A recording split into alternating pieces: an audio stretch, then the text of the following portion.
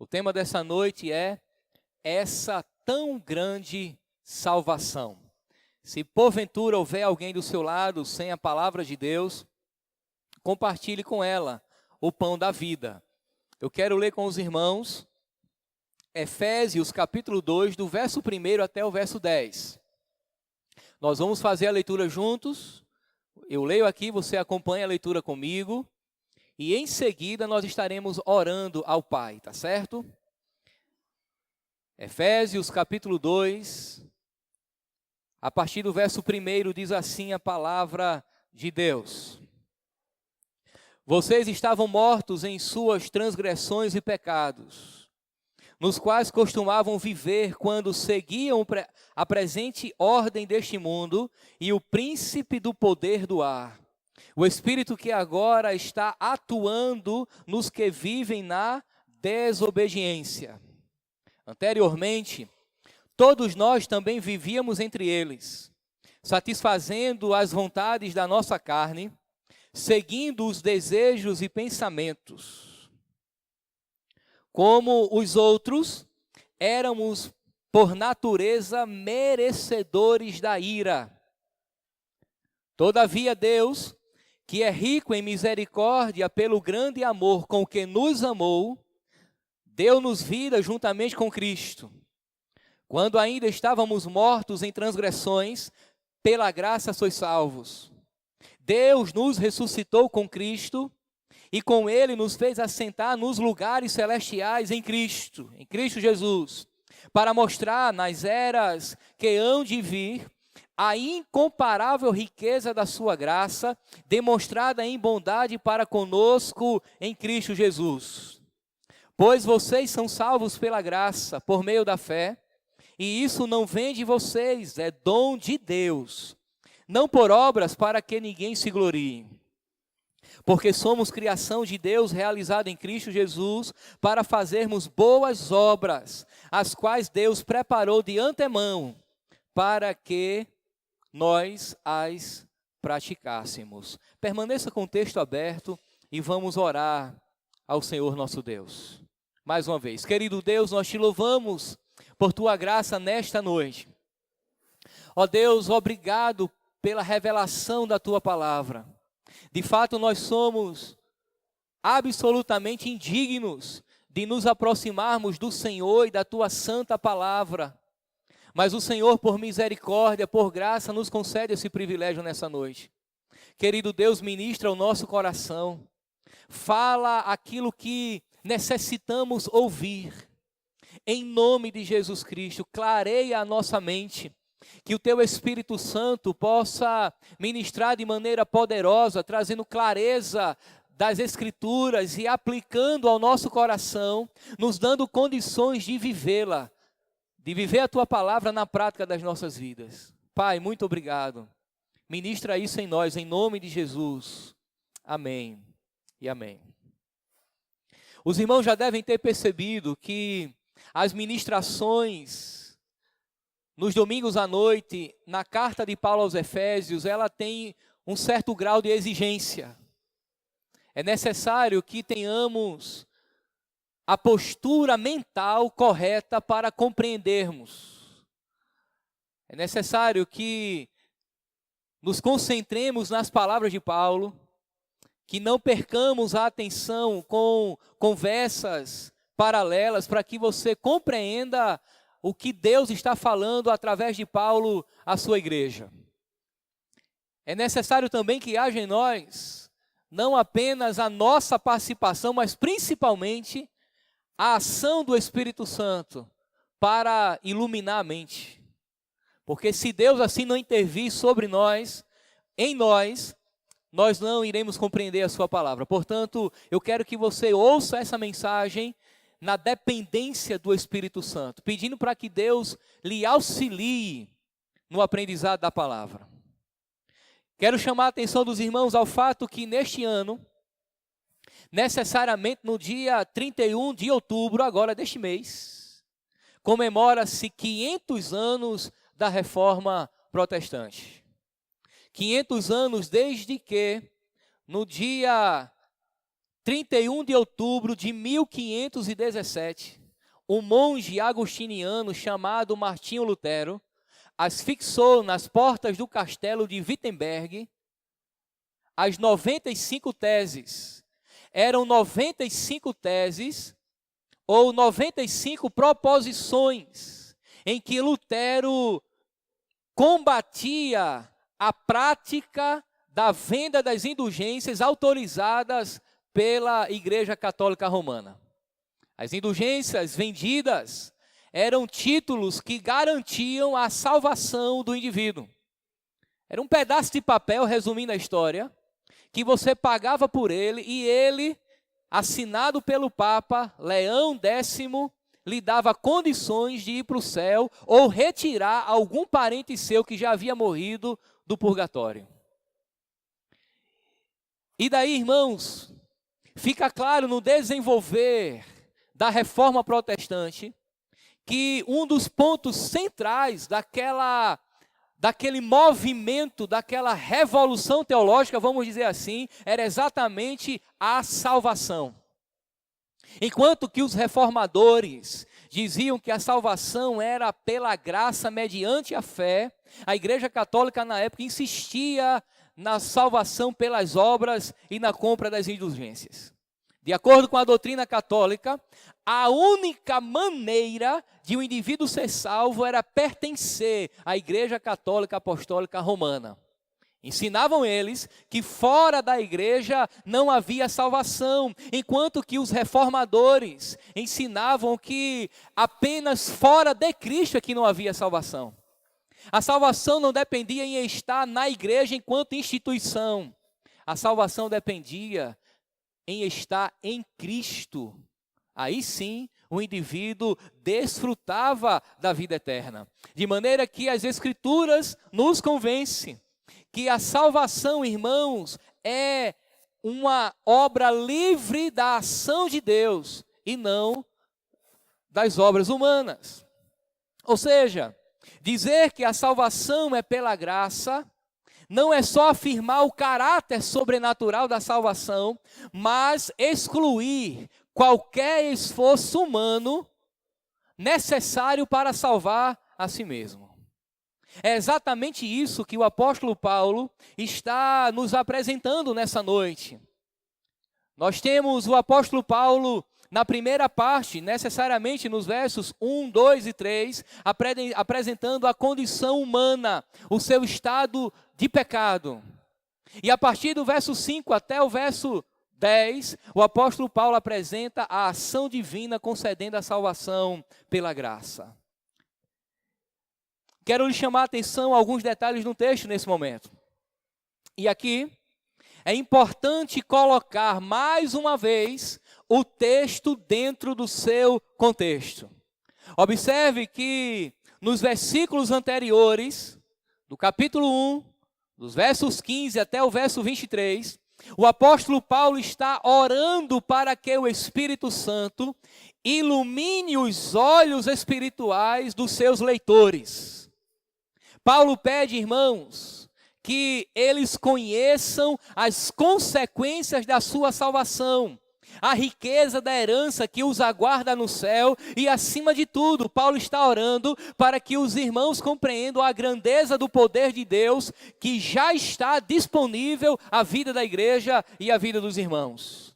Segundo Paulo, Deus deu uma demonstração histórica deste poder ao ressuscitar Cristo dentre os mortos e ao exaltá-lo sobre todos os poderes do mal. Foi exatamente essa temática que pregamos no nosso último domingo. Mas também Deus deu uma demonstração adicional desse poder ao nos ressuscitar e exaltar-nos juntamente com Cristo, livrando-nos assim da escravidão, da morte e do mal. No capítulo anterior, Paulo diz que o poder de Deus se revela na ressurreição de Cristo, levando Cristo às alturas, mas também na nossa ressurreição. Quando nós fomos salvos, Ele nos ressuscitou com Cristo. Muito bem.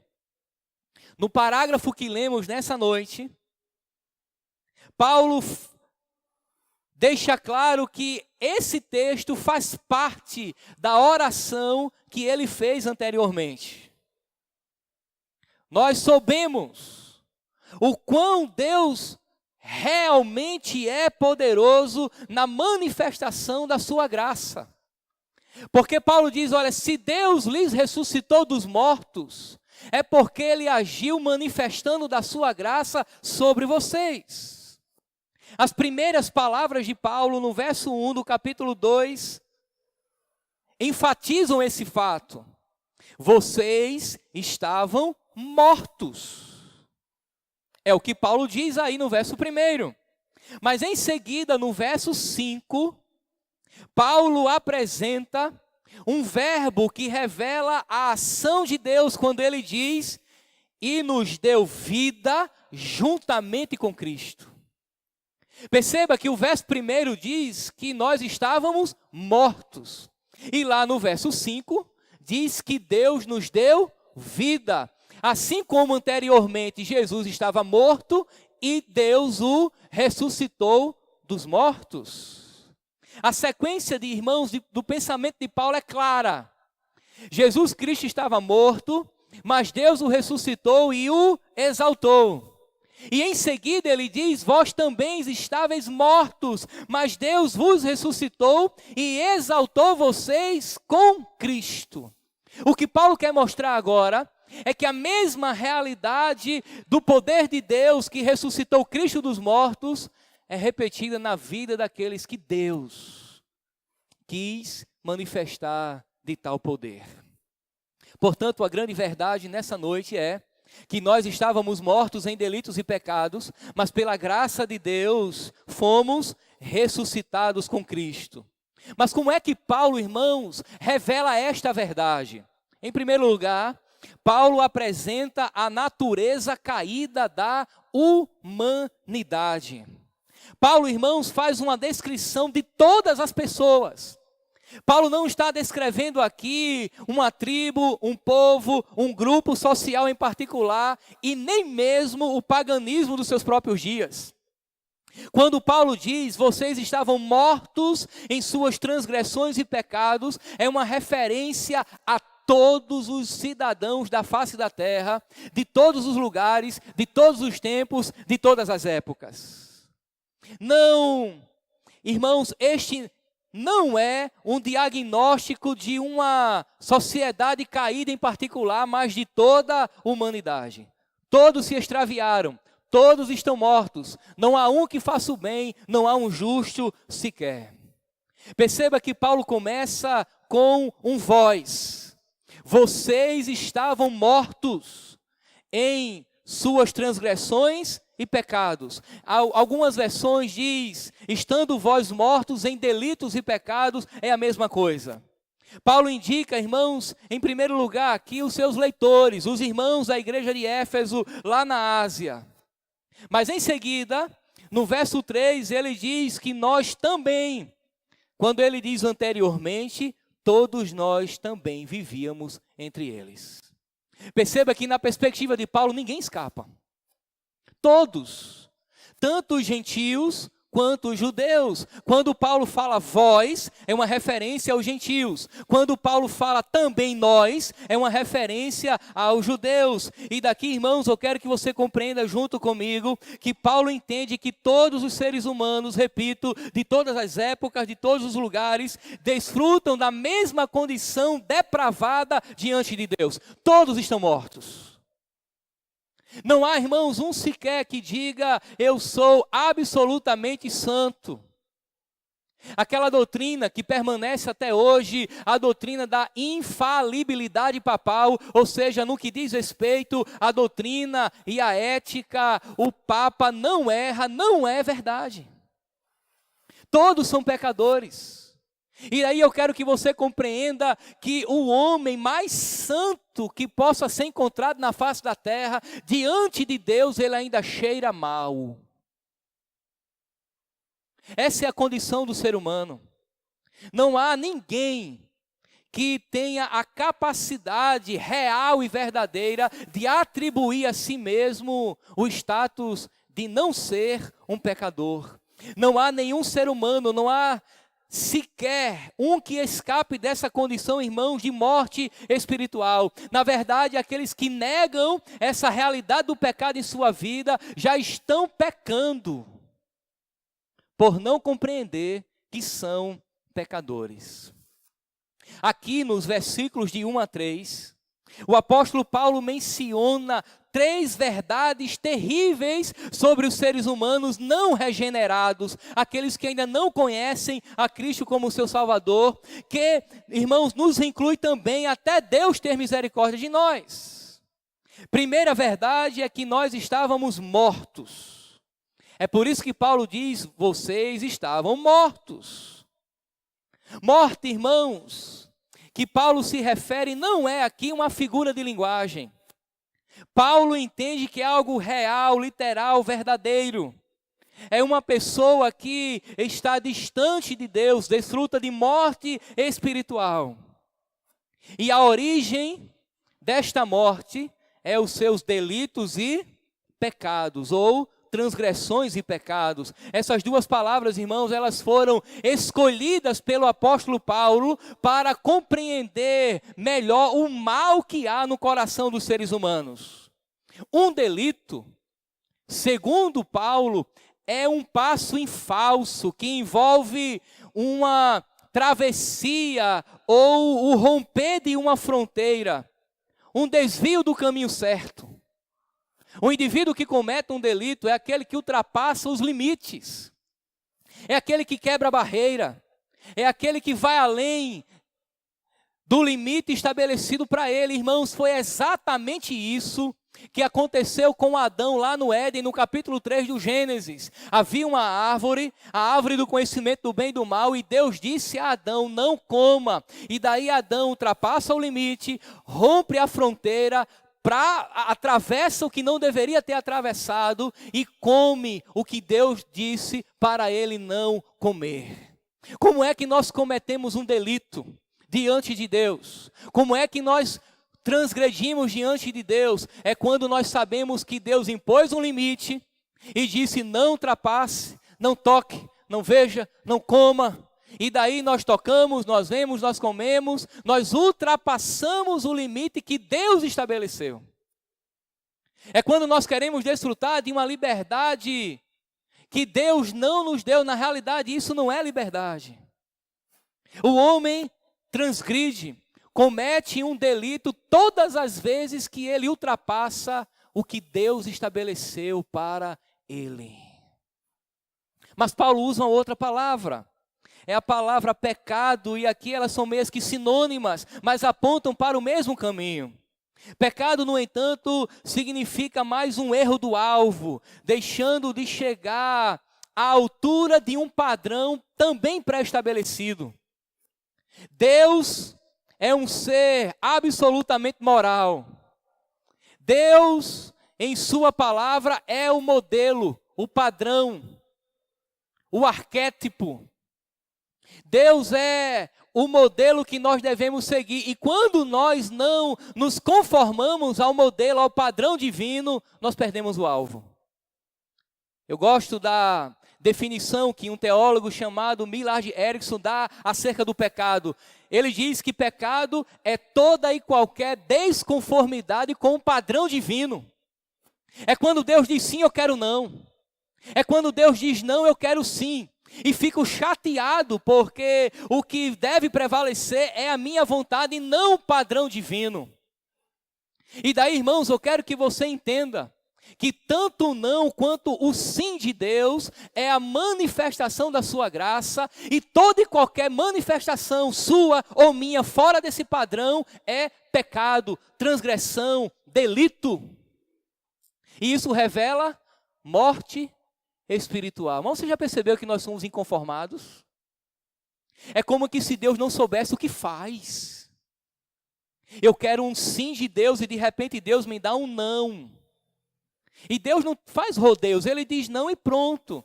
E daí, irmãos, nós estamos inconformados porque Deus não aprova aquilo que eu quero. Mas não é Deus, irmãos, que tem que se adequar à minha realidade doutrinária. Somos nós que temos que nos adequar ao padrão divino, aquilo que Deus estabeleceu. Somos nós que temos que nos curvar à medida divina. Somos nós que temos que nos adequar à régua divina, e não Deus à nossa medida. Muito bem. Ora, se a vida verdadeira, a vida eterna é a comunhão com o Deus vivo, a morte é a separação dele provocada pelo pecado. Porque o que nos separa de Deus, irmãos, é o pecado. Isaías capítulo 59, verso 2 diz assim, observe: mas as suas maldades separaram vocês do seu Deus. Os seus pecados esconderam de vocês o rosto dele, e por isso ele não os ouvirá. O que o profeta Isaías está dizendo é que Deus não ouve a oração daquele que transgride a sua lei, que não se adequa àquilo que ele estabeleceu. Esta declaração bíblica, irmãos, sobre a condição de morte de pessoas não cristãs, levanta problemas para muitos, porque não parece de acordo com os fatos da realidade cotidiana. Muitas pessoas que não fazem qualquer profissão de fé cristã, e que até mesmo repudiam Jesus Cristo, declaradamente parecem estar bem vivas, quando Paulo diz que elas estão mortas. Você pode olhar para uma delas e ver que ela tem, por exemplo, um corpo vigoroso de um atleta. Você olha para outro e percebe uma mente lúcida, de um intelecto aguçado. Você olha para uma terceira pessoa e vê uma personalidade brilhante de uma atriz de cinema, por exemplo, e você questiona, será que essa pessoa de fato está morta? A pergunta aqui é: devemos dizer que tais pessoas, se Cristo não as salvou, estão mortas? A resposta é um enfático sim. Devemos dizer exatamente isto e dizer isso com segurança. Elas não têm vida na alma. Elas não enxergam a glória de Jesus Cristo. E estão surdas à voz do Espírito Santo, não têm amor por Deus, nenhuma consciência sensível da sua realidade pessoal, nenhum impulso do seu espírito em direção a Deus, a chamá-lo de Pai, por exemplo. Não há nenhum anseio por comunhão com Deus. Você já assistiu um filme de vampiro? De zumbi? O vampiro e o zumbi, ele não sabe, ele está morto. Mas ele anda, ele aterroriza as pessoas, ele ataca, mas ele é morto. É aquilo que nós chamamos de mortos-vivos. Aquelas pessoas estão fisicamente vivas, mas espiritualmente mortas. Na cabeça de Paulo, as pessoas que ainda não conhecem a Jesus, elas estão fisicamente vivas, biologicamente vivas, mas espiritualmente mortas. É interessante que Paulo, quando diz, vocês estavam mortos, a palavra que ele usa aqui é a palavra necros. Aí você lembra de necrotério,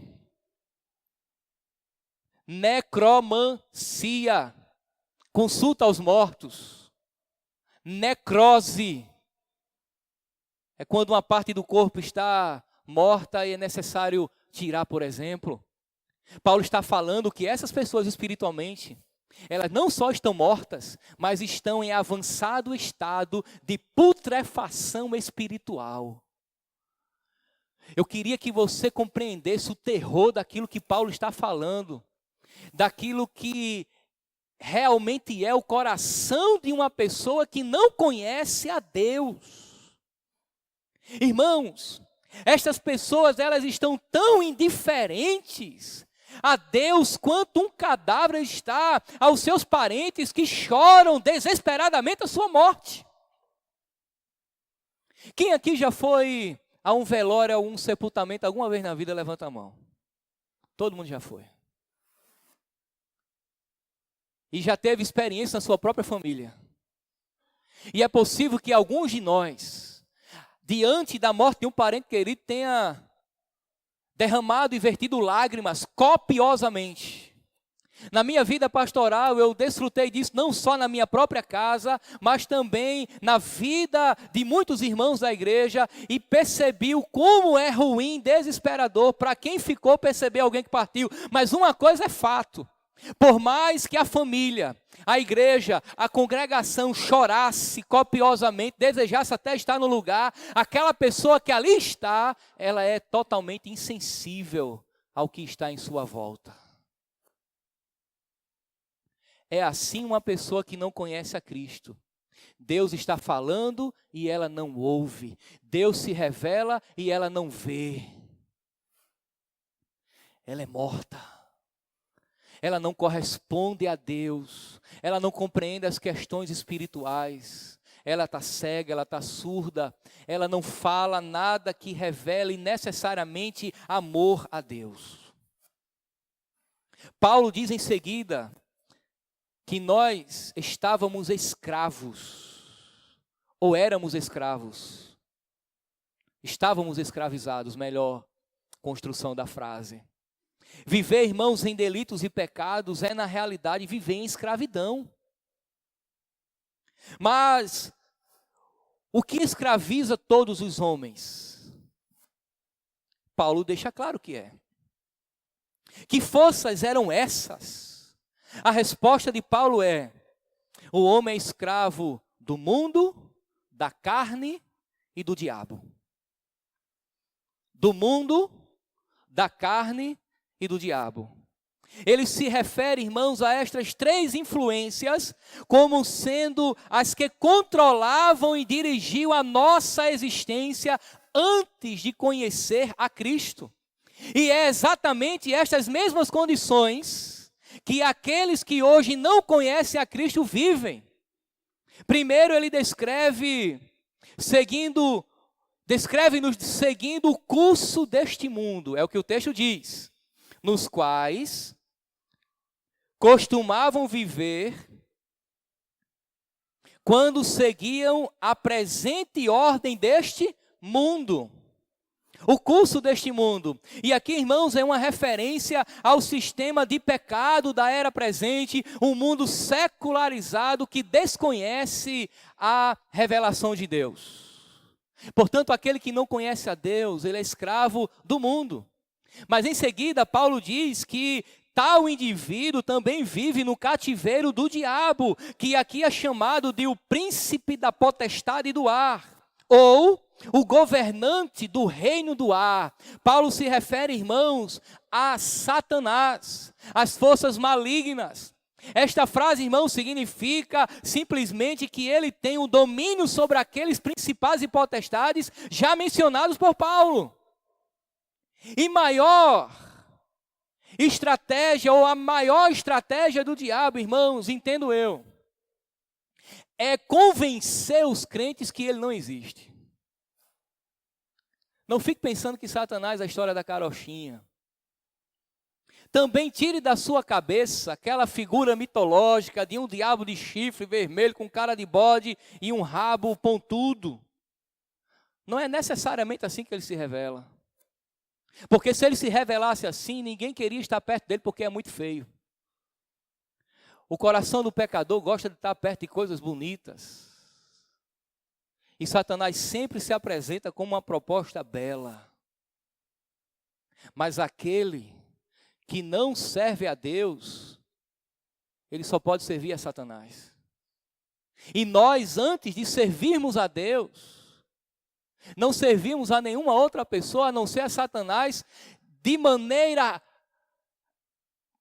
compreensível, não compreensível, era exatamente isso que acontecia. Porque as nossas obras não agradavam a Deus e sim ao diabo, irmãos. Isso é duro, é difícil, é complicado, para alguns inaceitável, mas é exatamente o que Paulo está dizendo.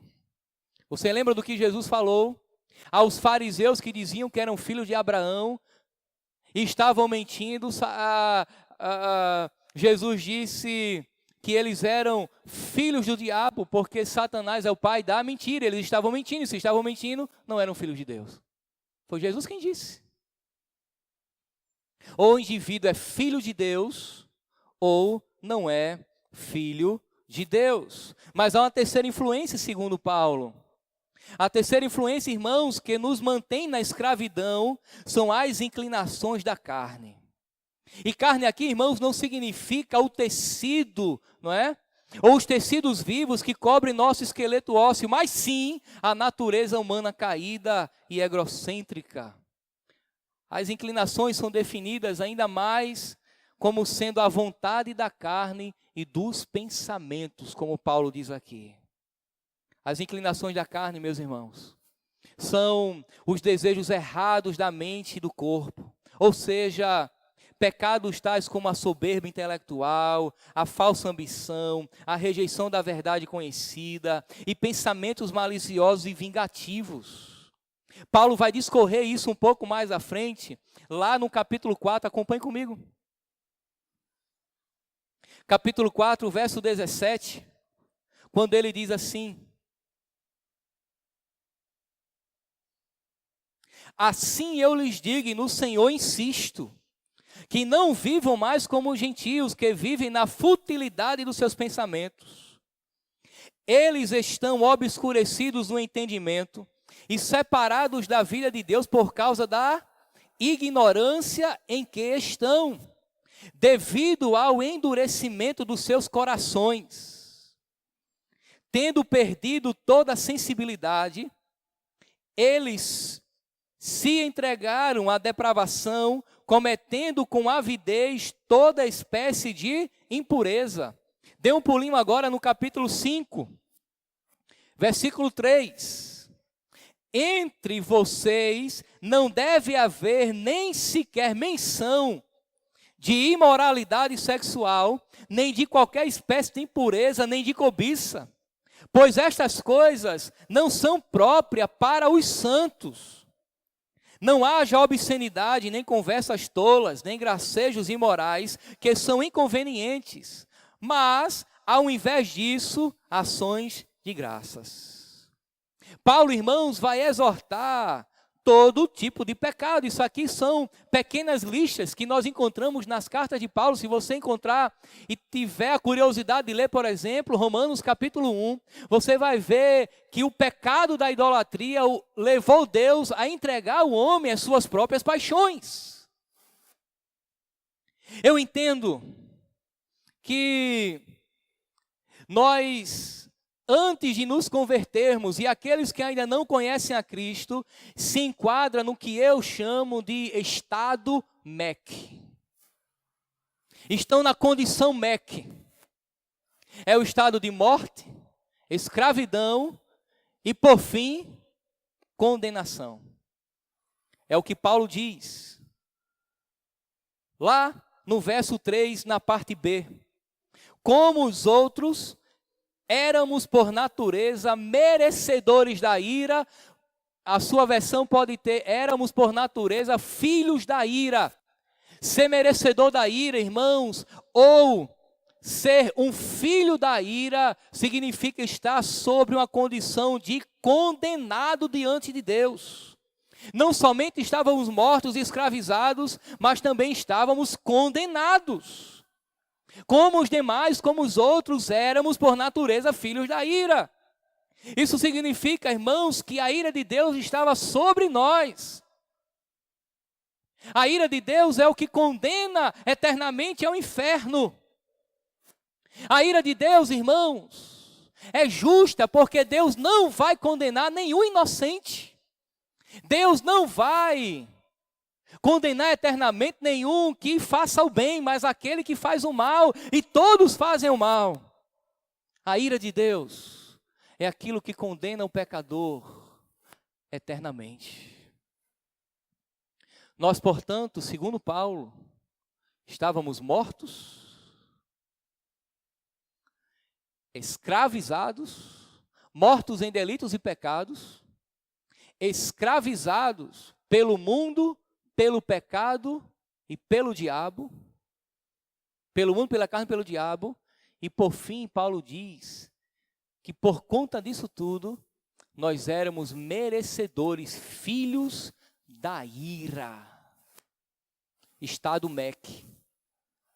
É o que se encontra toda humanidade sem Cristo. Agora, irmãos, vem uma palavrinha pequena, mas que faz toda a diferença na nossa vida. É uma conjunção adversativa. Mas Deus, em algumas versões, como a NVI que lemos, diz, todavia Deus, lá no verso 4, todavia Deus, que é rico em misericórdia, pelo seu grande amor, que nos amou, nos deu vida juntamente com Cristo. É quando, irmãos, o mas faz toda a diferença. Perceba que Paulo traça claramente um contraste agora entre o nosso estado de morte, de perversão, de depravação espiritual, de total inabilidade diante de Deus, mas agora, Deus que é misericordioso, aleluia, nos salvou pela graça. Nós, irmãos, que não tínhamos condições de salvar a nós mesmos. Porque a não ser que alguém me prove o contrário, um morto não pode ressuscitar a si mesmo. Um morto não pode sair do seu túmulo, do caixão. Pode fazer a dança da chuva ao redor dele. Invocar os caboclos, os guias, os orixás, todos os santos. Clamar por Abraão, Isaac, Jacó, por Paulo, por Lutero, por Calvino, por Zwinglio. Pode chamar os pais da igreja, Agostinho, Santo Tomás de Aquino.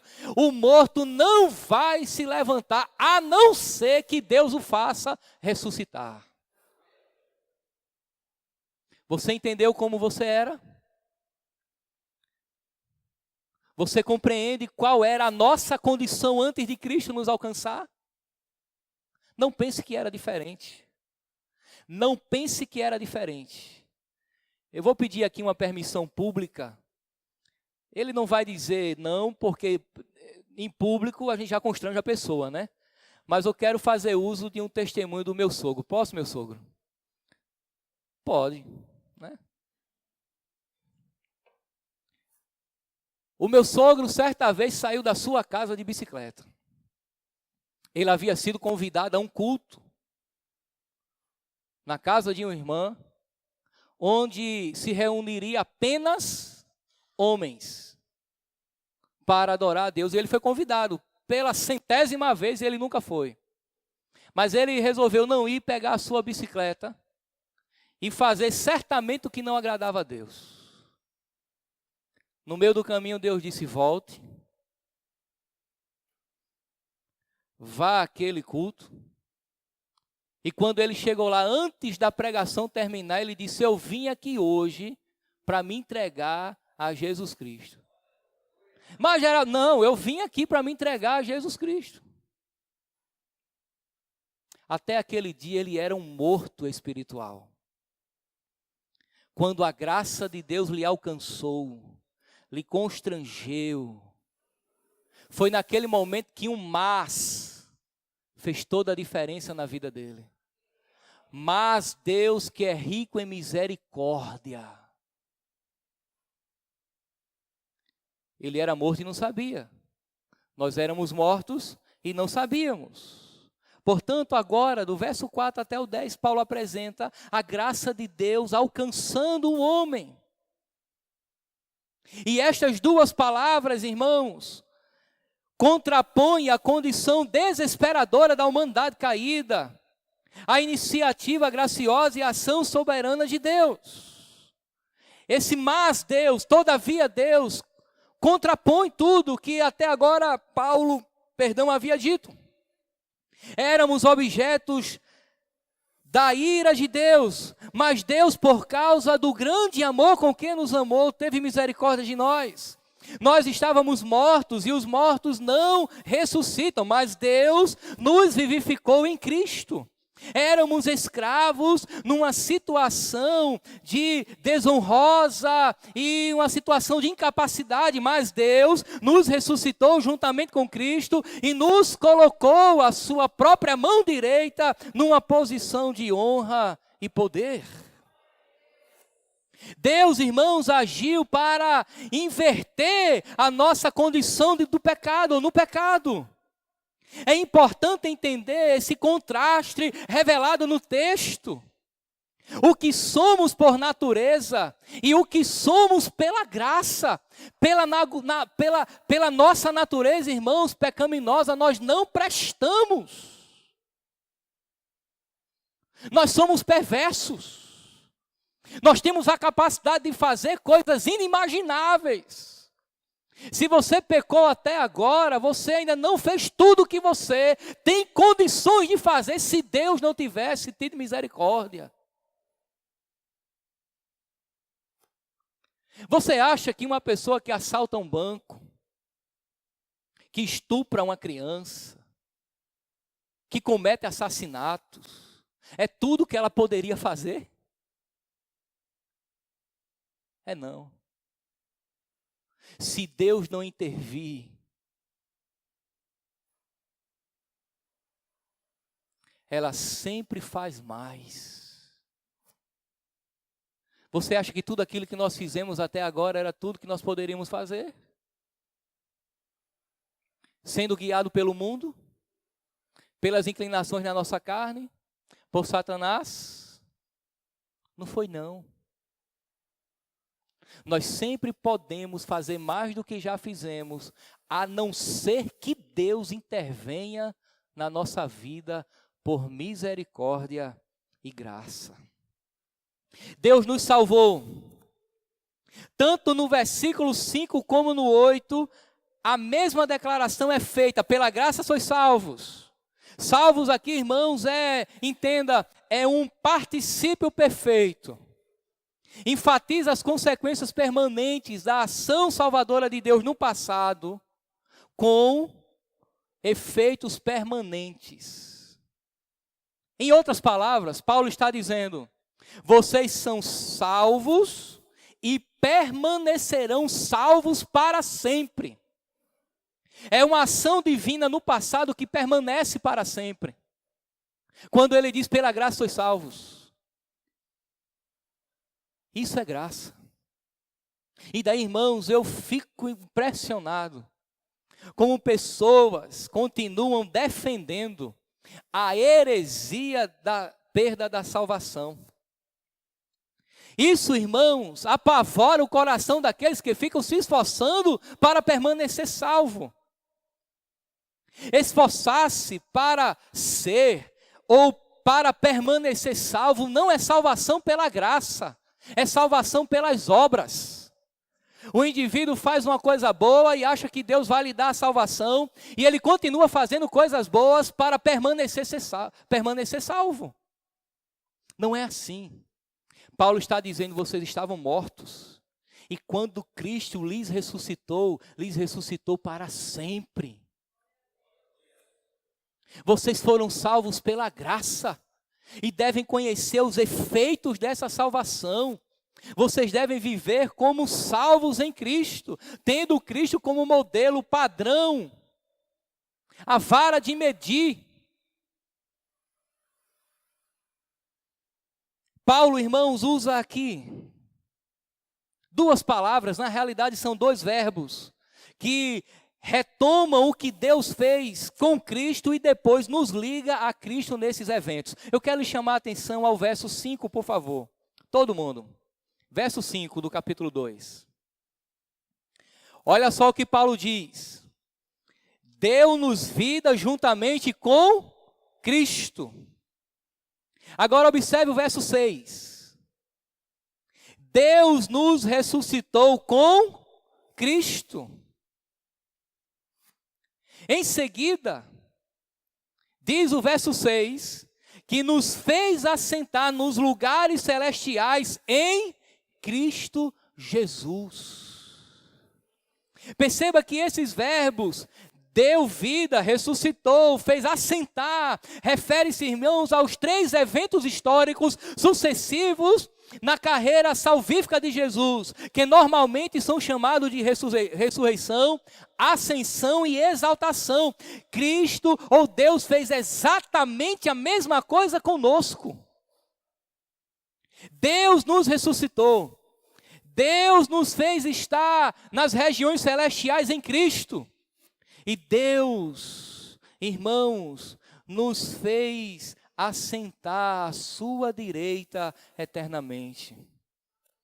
Agora, o que nos deixa atônitos ou de boca aberta é que agora Paulo não está, irmãos, escrevendo a respeito de Cristo apenas, mas sim a nosso respeito, porque nós estamos em Cristo. Paulo está afirmando que Deus vivificou o seu povo, ressuscitou e exaltou pecadores com Cristo. Irmãos, este conceito de estarmos unidos a Cristo é o que nos faz de fato sermos povo de Deus. Sabe por que você é povo de Deus? Porque você está em Cristo. Sabe por que você é salvo? Porque você está em Cristo. Fora de Cristo não há salvação. Fora de Jesus não há salvação, há perdição, há agonia, há desespero, há o estado MEC, morte, escravidão e condenação, mas em Cristo há vida, salvação pela graça. Estamos unidos a Cristo.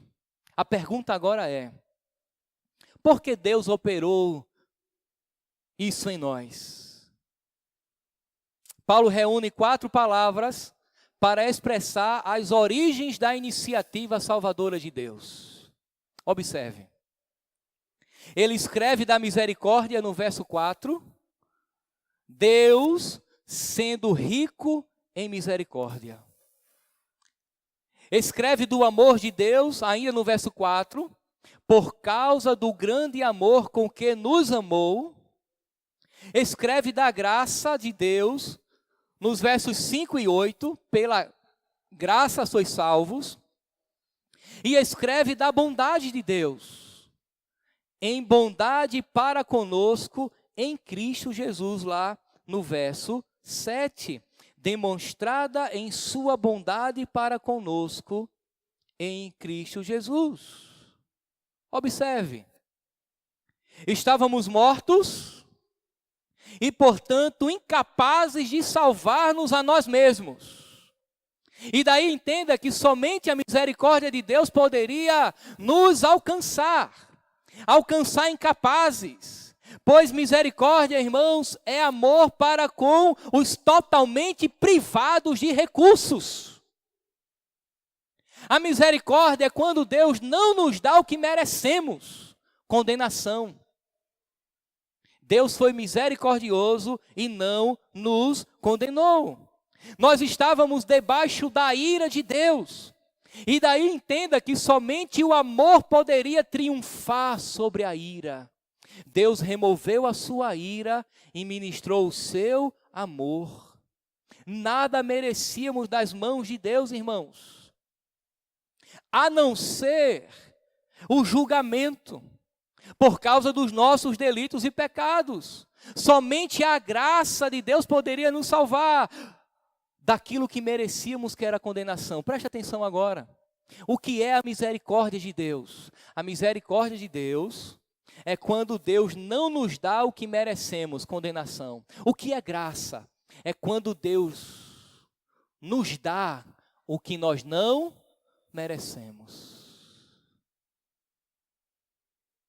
Nós não fomos salvos porque merecíamos. Na realidade, se nós merecêssemos, não seria pela graça. Não é por obras. É porque Deus assim quis dar. E daí, meus irmãos, por que, pois, Deus agiu dessa maneira? Ele salvou-nos, preste atenção lá no verso 7, para mostrar nos séculos vindouros a riqueza da sua graça. Assim como Ele fez com Cristo, Ele nos salvou para mostrar aos principados e potestades a riqueza da sua graça, a riqueza do seu poder. O povo de Deus salvo nas mãos de Deus é a prova de que Ele é misericordioso, de que Ele é salvador, de que Ele livra pecadores da condenação do inferno, não por merecimento, mas por graça. Você sabe o que a graça faz conosco? nos humilha. Nos humilha. Porque o nosso desejo pecaminoso era fazer com que naquele grande dia nós entrássemos no céu e disséssemos: Deus, eu não disse para o Senhor que o céu sem a minha presença não era muita coisa? Que se eu não viesse a faltar alguma coisa assim, tinha que ter um cabo descolado como eu aqui no céu. O Senhor fez a coisa certa. O Senhor me salvou. Porque sem mim, Deus, nada podeis fazer. Esse é o desejo do coração do homem quando ele sai para uma noitada, uma balada e diz: eu também posso porque eu sou filho de Deus. Quando religiosamente ele acredita que independente se ele serve a Cristo ou não, Deus não será tão injusto assim a ponto de ele chegar na porta do céu e não deixá-lo entrar. Não é assim. É pela graça, porque não depende dos esforços humanos. Não depende nem da sua santidade. Você se santifica porque é salvo, você não vai ser salvo porque é santo. Não depende do seu dízimo, não depende do seu evangelismo, não depende da sua posição na igreja, se você é um líder de ministério ou se você não é um líder de ministério, um crente comum, não importa. Não depende nem se o seu nome está arrolado no rol de membro da igreja. É Deus quem dá. E isso nos humilha. Isso nos põe para baixo. Porque nós somos vencidos pela graça, irmão. A única coisa que nós apresentamos a Deus são mãos não vazias, mas cheias de pecado. O que nós apresentamos a Deus são mãos sangrentas, pervertidas, cheias de pecado, de horror, de maledicência, de impureza, de desejos totalmente contrários à santidade de Deus. É isso que nós apresentamos a Deus, entenda. Mas apesar disso, Deus nos amou. O nosso amor, ele é sempre condicionado ao se, ao quando e ao porquê. Mas o amor de Deus é absolutamente incondicional. Paulo conclui, irmãos, desenvolvendo o tema da graça, o favor imerecido de Deus. Nos versos de 8 a 10, e aqui eu termino a exposição dessa noite. Acompanhe comigo. Pois vocês são salvos pela graça, por meio da fé, isto não vem de vocês, é dom de Deus. Não por obras para que ninguém se glorie. Pois somos criação de Deus realizada em Cristo Jesus, para fazermos boas obras, as quais Deus preparou de antemão para que as praticássemos. Preste bem atenção, e aqui de fato nós caminhamos para o final. Paulo esclarece mais ainda que a salvação não é por obras, mas pela ação da graça de Deus. Portanto, aquela história da doutrina espírita que sem obras não há salvação é um engano de Satanás. Porque ninguém pode se orgulhar de ter salvado a si mesmo. Paulo diz que nós não fomos salvos pelas obras, nós fomos salvos para praticarmos as obras que Deus determinou que as praticássemos. O texto ainda diz que pela graça, Deus nos fez de novo. Observe, quando Paulo diz no verso 10, porque somos criação de Deus. Deus nos fez de novo. Deus nos criou novamente, gerou vida onde havia morte, somos criação de Deus para praticarmos as obras que Deus nos preparou. As obras da obediência, as obras reveladas em sua verdade, nós fomos salvos para isso. As obras da santidade, as obras, irmãos, que competem a todo servo, a toda serva de Deus.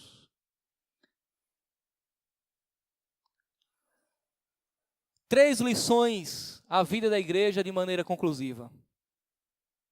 Isso diz respeito à nossa prática da evangelização. A vida da igreja aqui, os irmãos já são salvos e pregam o evangelho. Quando você for pregar o evangelho, use o modelo de Paulo como modelo. Pratique o modelo de Paulo, perdão. Mostre ao pecador a realidade do seu pecado. De maneira amorosa, graciosa, mas não maqueie a verdade. Mostre que ele, assim como você, desfrutam de morte espiritual. Mostre que ele desfruta como você desfrutava. Todos nós estávamos mortos, é o que Paulo diz. Fale do pecado. A razão é simples. Quando você disser para ele que ele tem que se arrepender, ele tem que saber do que ele tem que se arrepender. Como é que você vai chamar uma pessoa ao arrependimento se você não diz que ela tem algo para se arrepender? Quem é que vai se arrepender crendo que é uma excelente pessoa diante de Deus? Me diga. Um pecador só se converte quando ele reconhece que é um pecador. Ele só corre para Deus quando ele percebe o pavor do seu pecado. Portanto, comece por aí. Mas toda vez que você fala do pecado e não termina o discurso mostrando a graça que perdoa pecados, o discurso é incompleto. Portanto, em seguida, mostre a ação da graça de Deus. Deus pela graça pode lhe receber. Deus pela graça pode perdoar o pecado. E isso serve para você que está aqui nessa noite, que porventura ainda não conhece a Jesus como seu Salvador e compreendeu que está nesse estado de morte, de escravidão e de condenação. Deus graciosamente pode perdoar o seu pecado. Deus nessa noite pode lhe dar fé para você crer e ser perdoado. Mas por fim, não esqueça de terminar mostrando o propósito da sua salvação. Deus te salvou e quer lhe salvar para que você viva na prática das boas obras. E para o apóstolo Paulo, toda boa obra é aquilo que é contrário às más obras, e as más obras são pecado. E as boas obras está relacionada a um viver santo, uma vida que vive em direção a Deus, que glorifica a Deus em todas as áreas da sua vida. Portanto, irmãos, éramos pecadores, fomos salvos pela graça e fomos salvos para viver na prática das obras que Deus preparou para que realizássemos. Que Deus possa ter misericórdia de nós